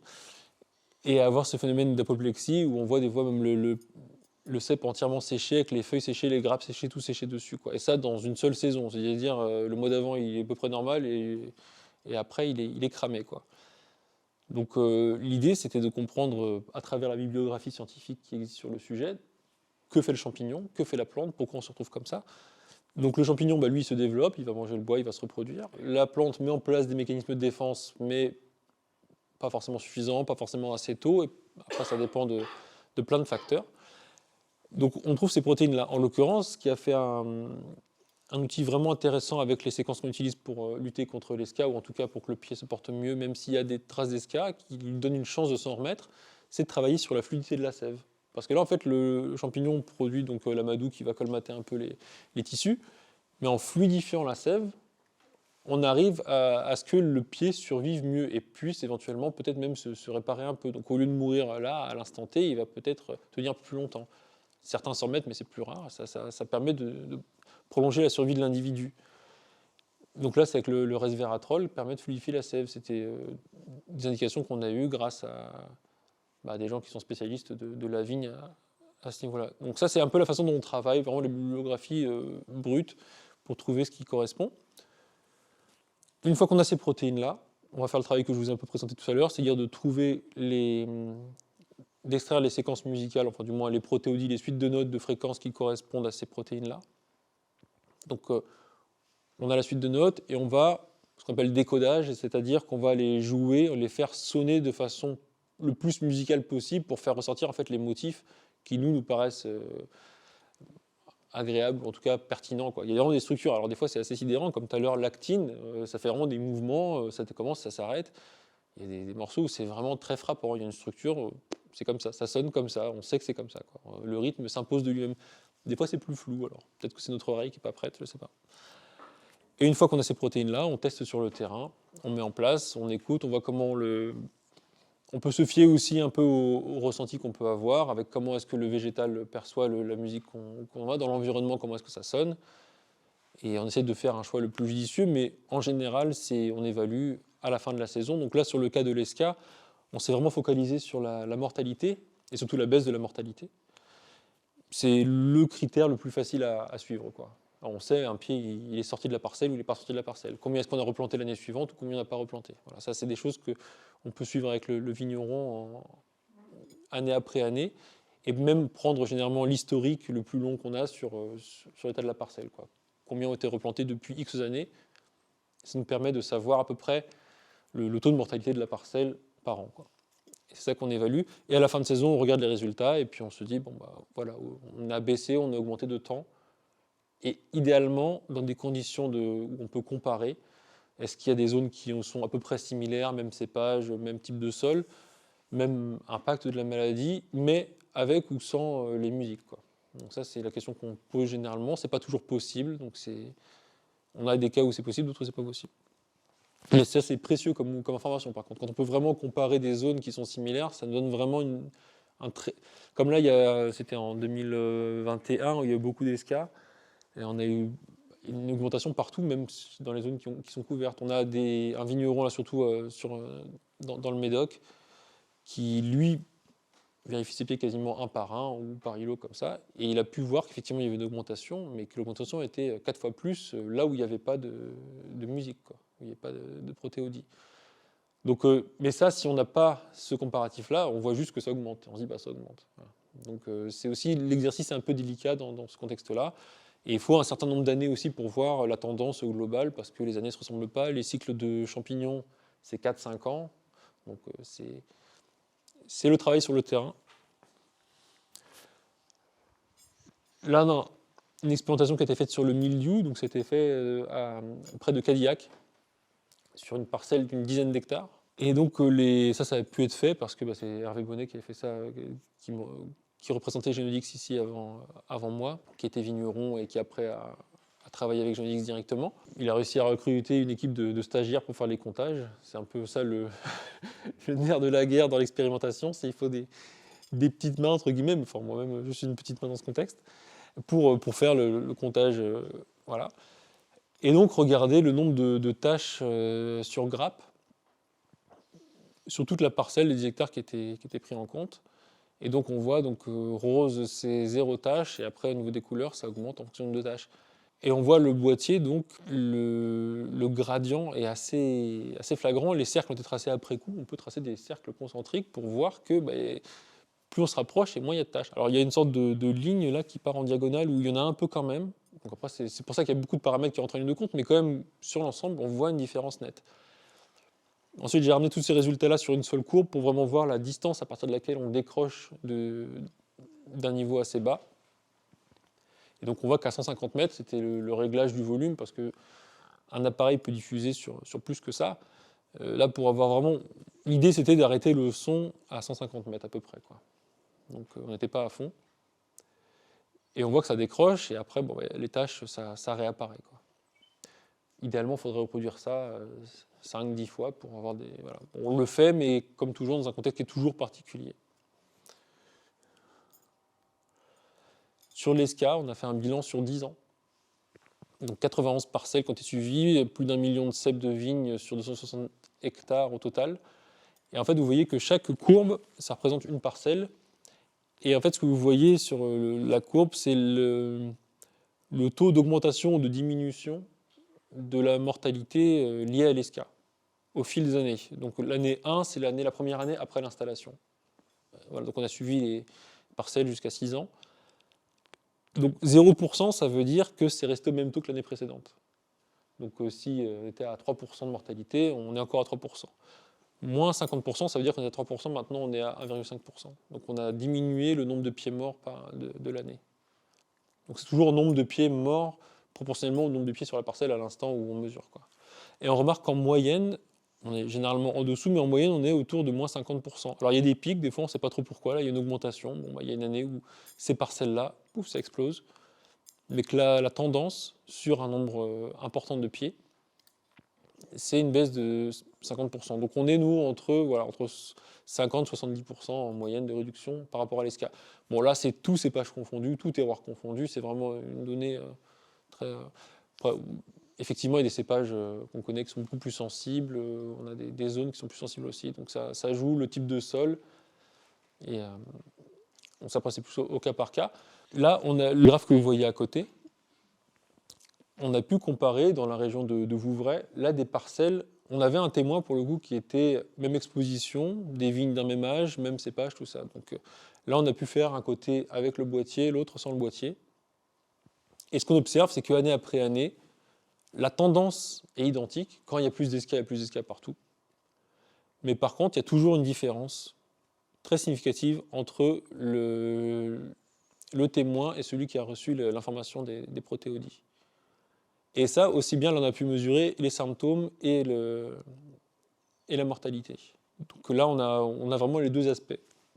Ça, on a pu le faire parce que c'était effectivement cette parcelle s'y prêtait très bien, et puis on s'y est mis, et c'était la façon dont on a travaillé avec la personne à ce moment-là, dans l'optique de recherche, quoi. Donc vous voyez un peu les graphes qui reprennent, là on voit l'ensemble des données pour vous montrer la répartition des données en dessous, pour voir vraiment l'écart entre les valeurs.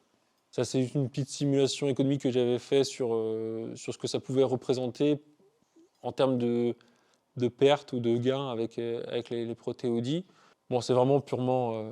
c'est une simulation, quoi. Mais ça prend en compte quand même l'idée que sur une parcelle de 10 hectares, quand même, on a un impact financier qui est assez important, même sans parler de ça, un impact financier de replanter et d'arrachage. Donc il faut savoir qu'un pied, il faut le replanter, ça a un coût, presque autour de 10 € par pied, tout compris, quoi. Plus la main-d'œuvre, plus l'essence, plus tout ça. Ensuite, il faut attendre que le pied reprenne en productivité, s'il y arrive à un moment donné, ou s'il n'y arrive pas, parce que tous les pieds ne survivent pas, surtout avec des sécheresses comme l'an passé. Donc voilà, il y a une différence, et l'idée, c'est aussi de lisser cette courbe de mortalité, en fait, avec la stimulation de la vigne, comme ça, par rapport à l'ESCA. On a fait aussi des analyses donc, plus labo, on va dire. la cristallisation sensible, je pense que la plupart d'entre vous connaissent. Donc c'est Margaret Chappell qui fait ça dans son laboratoire. Et donc là, ce qui a été étudié, c'est quatre modalités, donc au domaine de la Romanée-Conti. Traitement classique, sulfate de cuivre, protéodie. Alors, soit les deux, soit aucun, soit l'un, soit l'autre. Voilà, donc c'est ce que vous voyez. Modalité 1, c'est rien du tout.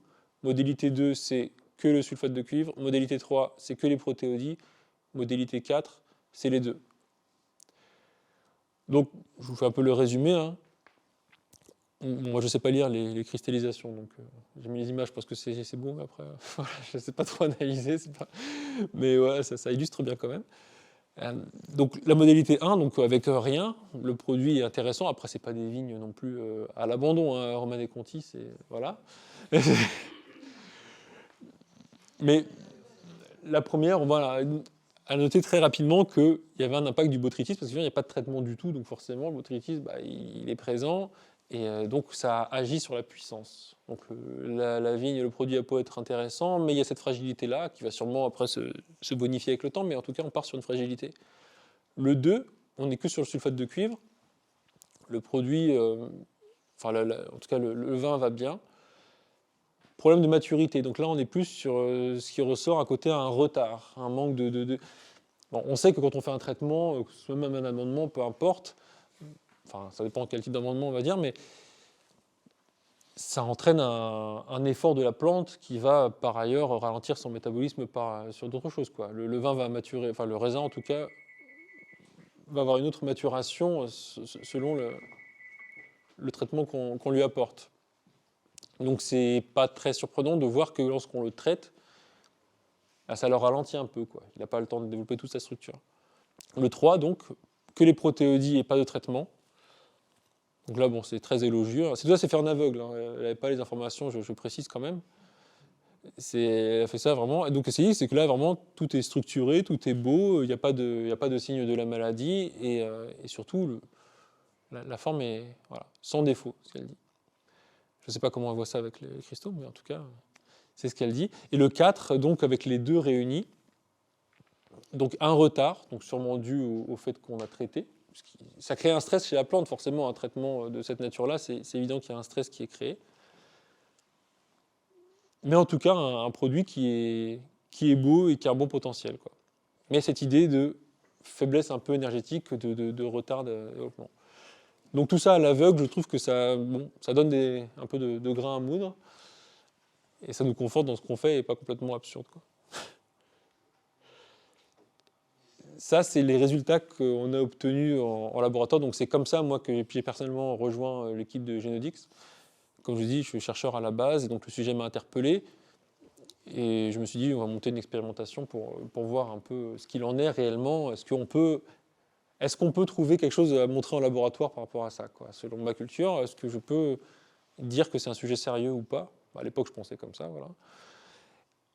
Là, il se trouve que oui. Donc on a fait cultiver des petits pois dans des bacs à l'abri de la lumière, comme vous avez vu dans le reportage. Et donc on a pris une protéine qui fait partie de la famille des déhydrines. Donc c'est des protéines qui sont mises en place naturellement par les organismes. On en a aussi qui protègent les cellules et qui permettent de résister au stress hydrique, à la dessiccation, aux choses comme ça.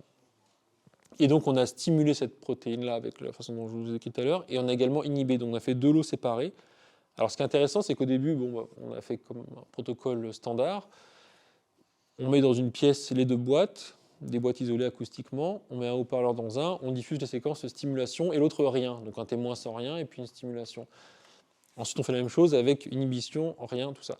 Ce qu'on s'est rendu compte, c'est que les poids témoins, donc il n'y avait pas de musique, étaient plus grands quand on mettait stimulation à côté que quand on mettait rien, et plus petits quand on mettait inhibition. Donc on se dit, mais comment ça se fait que ça communique alors que nous, le son passait pas?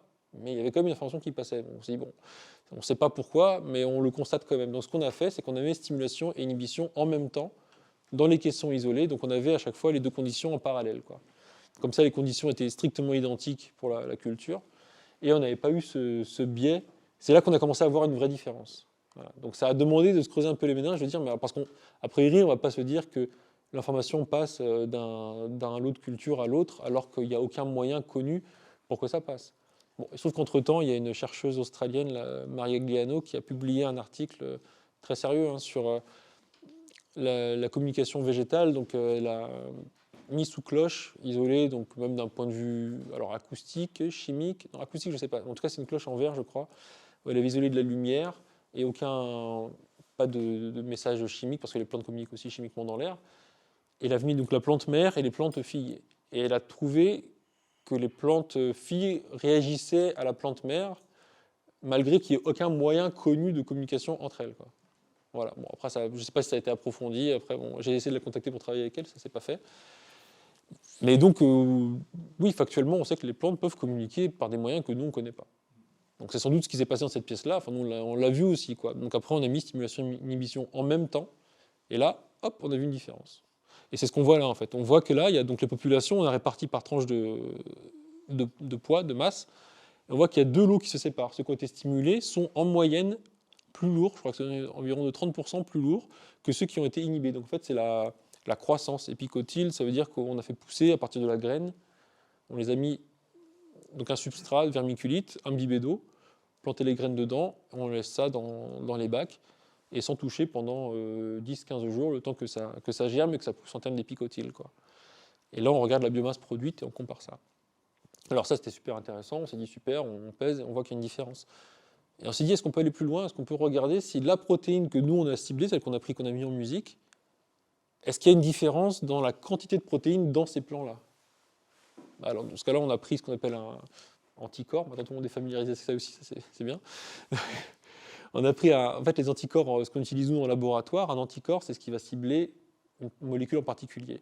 Donc, on a pris un anticorps qui était ciblé contre la protéine qu'on a, nous, stimulée avec la musique, qui nous a permis de montrer la quantité de cette protéine-là dans les échantillons qu'on a extraits, quoi. Donc là, si vous voyez les poids qui ont été mesurés là, ils ont été ensuite extraits, broyés, et on a extrait les protéines. Donc, et ensuite, dans ces extraits-là de protéines, on a regardé combien on avait de la protéine, la déhydrine en question qu'on a stimulée. C'est le schéma que vous voyez à côté. Donc vous voyez les bandes, en fait, ça c'est en luminescence. On voit le signal plus ou moins fort en fonction de la quantité qu'on a. Et donc on voit que le contrôle, donc que l'inhibition, on en a moins visuellement. Enfin, pour le mesurer, c'est un calcul qu'on fait. De toute façon, c'est proportionnel. En fait, les courbes d'absorbance, enfin, c'est pas de l'absorbance, c'est de la luminescence, sont proportionnelles à la quantité. Et ce que vous voyez à côté, la 75 KAD, je ne sais pas si vous arrivez à lire là, c'est une échelle de poids moléculaire. En fait, on reconnaît les protéines, quand on fait des dosages comme ça, on dose la protéine, on les reconnaît à leur poids moléculaire. Donc celle qu'on a choisie pour diffuser en protéodie, son poids moléculaire, c'est-à-dire sa masse totale, est de 37 kilodaltons. Enfin, c'est comme ça qu'on exprime les masses des protéines, quoi. Donc elle est 37. Donc c'est bien elle qu'on a repérée. Donc là, on a pu montrer que même en termes de taux de protéines dans la plante, on a modifié la quantité de protéines dans la plante avec ça. Donc ça, c'était fait en laboratoire. Donc là, voilà, c'était assez... Pour moi, c'était convaincant en tant que chercheur. Et puis après, voilà, c'est ce qui a fait que j'ai continué de travailler avec ce projet-là. Et ce qui fait qu'on a encore un autre projet qui continue avec le même laboratoire actuellement. C'est un laboratoire public universitaire. Donc voilà. Hein ? Le projet actuel, là, donc on a deux axes principaux. Enfin, deux axes principaux. Sur les laitues, on travaille pareil, on va essayer de reproduire ce qui est fait sur le stress hydrique, mais sur des protoplastes de laitue, donc des cellules isolées de feuilles de laitue. Et on essaie de voir leur réaction aux différentes simulations. Mais là, donc, on travaille à l'échelle cellulaire, donc on peut reproduire les manipes beaucoup plus. Là, il faut attendre 15 jours. Là, en une semaine, on fait 3-4 manips, quoi. Donc ça serait un moyen d'avoir beaucoup plus de données et pouvoir vraiment comprendre tous les paramètres qui rentrent en ligne de compte, le volume, la cadence, le timbre, tous ces aspects-là qui sont... On a des idées empiriques par rapport à ce qu'on fait depuis un certain nombre d'années, mais là, rentrer vraiment dans le détail de ça, quoi. Mieux comprendre ce qui fait réagir ou pas le vivant à ces fréquences. Donc, il y a ça. Et l'autre aspect sur lequel moi je travaille le plus, actuellement, c'est le développement d'un logiciel qui permet de comparer les protéines entre elles sous le prisme de ces fréquences. Donc ça, c'est un outil qui existe. Enfin, on en a déjà pour nous qu'on utilise, mais un qu'on va mettre même en ligne, qui pourrait être vraiment à usage plus grand public. Par exemple, on dit, alors l'idée c'était, on prend une mélodie, n'importe quoi, une mélodie qu'on a dans la tête, on la met dans ce logiciel-là et on regarde à quelle protéine elle correspond dans les protéines humaines, par exemple. Voilà, c'est un truc intéressant. Ou à l'inverse, on prend une protéine et on regarde à quelle autre protéine elle correspond à travers les musiques, voilà, ces choses-là. Donc ça, c'est un travail qu'on a dans la tête depuis longtemps, qu'on fait à notre échelle, mais si on peut le rendre aussi un peu plus public pour avoir des infos là-dessus. Et puis ça permet de changer un peu cette perception, quoi. De vraiment comprendre qu'en fait, le vivant, il communique en permanence, il échange des informations tout le temps, quoi. Et d'essayer de comprendre ça, en fait. Bon, voilà. Je fais un petit point sur la génomique et la santé, que je vous en ai peut-être parlé un petit peu au tout début, mais là, c'est la Génodique, c'est pas l'entreprise Génodique. Comme je dis, on n'a pas du tout vocation et on ne se prétend pas non plus compétent sur les questions de la médecine humaine, absolument pas. Et c'est pas, de toute façon, c'est marqué dans les statuts de l'entreprise. Même l'idée même de travailler commercialement sur les applications humaines, c'est pas du tout dans la logique de ce qu'on fait, quoi. C'est au contraire, nous on cherche des organismes de recherche publics et que ce soit vraiment apporter des connaissances pour le plus grand nombre, parce que ça peut apporter des choses. Là, on parlait de la maladie qui est à la mode, enfin qu'il était il y a quelques années, où nous on a développé des séquences par rapport à ça, qu'on utilise nous-mêmes, tout ça, mais voilà, on peut en parler, on peut c'est dommage de passer à côté de choses qui peuvent aider, mais il faut que ce soit accepté par les institutions qui gèrent ça, donc la médecine en France, quoi. Voilà. Donc c'était un peu ça, c'est pas récent, hein, il y avait déjà des problèmes comme ça. Enfin, Joël Steinheimer, à l'époque, il y a plus de 20 ans déjà, reprochait ça, quoi. On pouvait aider des gens, mais on ne peut pas, en fait. C'est dommage. Après, on ne sait pas si on peut aider, à quel point non plus, qu'on ne prend pas non plus la responsabilité. C'est pour ça qu'on parle de structure et qu'on ne peut pas faire ça n'importe comment, quoi. C'est quelque chose c'est sérieux. En tout cas, Joël Steinheimer a écrit un petit mode d'emploi des protéodies en santé humaine. Il y avait Jean-Marie Baumier, donc un ami Joël, qui avait commencé à faire des formations par rapport à l'usage des protéodies pour la santé, où il proposait des formations, je ne sais pas s'il les fait toujours. Et il parle du fait, là, ce qui est intéressant avec l'individu, qu'on peut soi-même s'observer, ressentir quand on écoute une musique de protéines ou une musique tout court. On peut être conscient de sa réaction. Une plante, on ne peut que voir sa réaction. Si elle se porte mieux, si elle se porte bien, si elle fait de la maladie, voilà, c'est un peu plus indirect, alors que nous-mêmes, on peut avoir ce regard-là. Et ce que dit Joël, c'est que c'est une thérapie moléculaire autocontrôlée.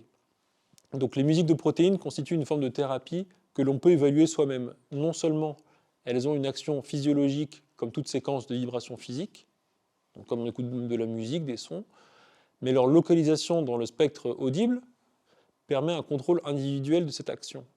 Donc ça veut dire que le fait qu'on l'entende, ça permet vraiment on peut moduler, on est conscient de ce qu'on ressent au moment où on entend les notes qui passent, quoi. Et c'est pour ça aussi qu'on travaille dans l'audible, d'ailleurs. La sensation éprouvée lors de l'écoute d'une musique de protéines est ainsi un processus de reconnaissance à l'échelle moléculaire d'une partie de soi qui n'était jusqu'alors pas perçue comme telle. Donc il y a cette idée-là que, en fait, on entend quelque chose qui fait écho à des molécules en nous, et on en prend conscience, en fait. Et tout ce truc-là, donc c'est pour ça qu'il a développé cette idée-là de vraiment, si on travaille avec les protéodies et qu'on écoute ça, il faut prendre en compte qu'on est on est soi-même le sujet de notre propre observation, quoi. Donc il faut être capable d'écouter, de vraiment ressentir. Moi j'en ai fait l'expérience aussi, quoi, écouter des séquences comme ça qui correspondent peut-être à un besoin que j'avais sur un plan thérapeutique. Il faut savoir l'arrêter si ça ne va pas. Parce qu'on peut se dire c'est juste de la musique, mais si on est vraiment dans l'attention et dans l'écoute de soi, on sent que ça ne va pas, quoi. C'est comme on mange un truc, si on n'est pas attentif à ce qui se passe dans son ventre, on peut avoir mal au ventre sans s'en rendre compte, et puis juste après, accumuler des maux de ventre jusqu'au moment où on se trouve à l'hôpital, quoi. Là, c'est pareil. Il faut être très attentif à ça, il y a un ressenti qui se passe. Donc c'est être conscient de ça et écouter avec attention et prendre en compte les éléments de risque. Si j'écoute donc là, c'est ce qu'il dit après, l'écoute d'une protéine est personnelle. Si j'écoute une protéodie qui me convient à moi, elle peut ne pas convenir à la personne qui est à côté de moi, donc ça suffit à prendre en compte. Donc il y a des tests de contrôle qui sont effectués, c'est-à-dire qu'on va, comme pour les plantes, mais là c'est encore plus vrai, c'est vraiment avec une personne à qui on va proposer des protéodies. Il faut voir comment elle réagit, pas forcément parce qu'elle a envie d'écouter ça, mais est-ce qu'elle va se sentir bien quand elle l'écoute ou pas, quoi. Il faut arriver à faire ce travail-là. Et donc la sensation est vraiment importante pour guider l'écoute. Donc là, c'est vraiment une aparté, parce que je sais que beaucoup de gens se posent la question sur bah oui, mais donc la santé humaine. Mais la santé humaine, on en est là pour l'instant. C'est à cette échelle qu'on travaille. Et nous, si vous êtes amené à écouter des protéodies pour vous soigner ou pour vous faire du bien, c'est des éléments qui sont importants à prendre en compte. Donc voilà, je vais finir là-dessus. Merci de votre attention. Et puis, si vous avez des questions. Là, ce que j'ai mis un peu dans le schéma, c'est que nous, on s'intéresse au moment de la synthèse de la protéine. Donc, elle a encore sa forme en une seule dimension.